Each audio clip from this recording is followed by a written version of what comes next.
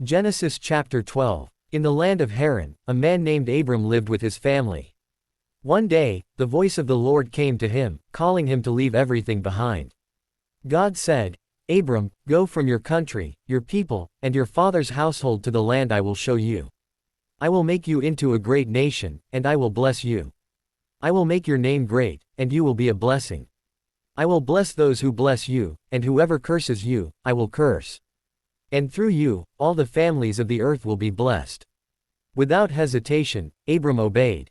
At 75 years old, he took his wife Sarai, his nephew Lot, and all their possessions. With faith as his guide, he journeyed into the unknown, trusting in the promise of God. Abram traveled through the land of Canaan. When he reached Shechem, the Lord appeared to him once more. "God, to your descendants, I will give this land." There, Abram built an altar and worshipped the Lord. He continued his journey, setting up camp in the hill country, between Bethel and Ai, where he built another altar and called upon the name of the Lord. But soon, famine struck the land, and Abram was forced to journey to Egypt. Fearing for his life, he turned to Sarai.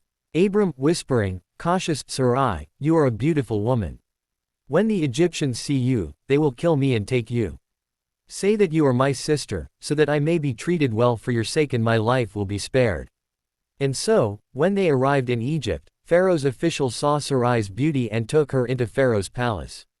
Because of her, Abram was given wealth, sheep, cattle, donkeys, and servants. But the Lord was displeased. He sent great plagues upon Pharaoh's household. Pharaoh, angry, incredulous, "What have you done to me?